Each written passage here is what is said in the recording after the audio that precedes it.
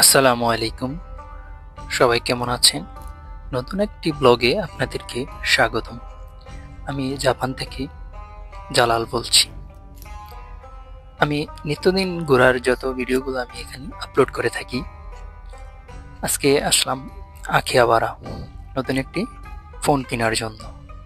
So ভিডিওটি দেখতে হলে, জাপান সম্পর্কে জানতে হলে এবং কি জাপানের সৌন্দর্য দেখার জন্য হলেও আপনাকে এই ভিডিওটি দেখা উচিত।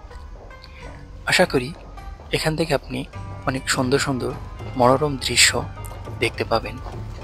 অনেকে আমাকে এখানে অনেক প্রশ্ন করে থাকে, সো আমি ভিডিওর মাধ্যমে প্রশ্নের উত্তরগুলো দেওয়ার চেষ্টা করে থাকি। সো আজকে যে ঘুরতে যাচ্ছি, আজকে হচ্ছে পবিত্র জুম্মার দিন। সো আপনি দেখেন ভিডিওটা কেমন লাগে। এখন যে ক্রস করব এটা হচ্ছে ক্যাট ভিশন এরিয়া, শিনজুকুর মধ্যে অন্যতম একটা ব্যস্ত এরিয়া। এখানে সিগন্যাল পড়লে দেখবেন যে মানুষ প্রচন্ড ভিড়। সো যারা টুরিস্ট এখানে আসে দেখতে সবাই অনেক ভালো লাগে। নতুন একটা পরিবেশে, নতুন একটা জায়গায় সবাই ঘোরার জন্য ব্যস্ত থাকে। এই যে দেখবেন এখন সিগন্যাল ছাড়বো, সো সবার ব্যস্ততা এখনই দেখা যাবে। আমিও এই রোডটা দিয়ে সবসময় যাওয়া আসা করি, অনেক ভালো লাগে। এই যে এটা হচ্ছে খুব মানে কি বলবো, খুব ব্যস্ত এরিয়া এই জায়গাটা। সবাই প্রতিদিন এসব ভিডিও দেখতে হলে আমার চ্যানেলটাকে সাবস্ক্রাইব করে রাখবেন, লাইক ফলো কমেন্ট করে রাখবেন। এটা হচ্ছে স্টেশনের পাশে, শিনজুকু স্টেশনের একদম সামনে। খুব ব্যস্ত একটা এরিয়া। এই যে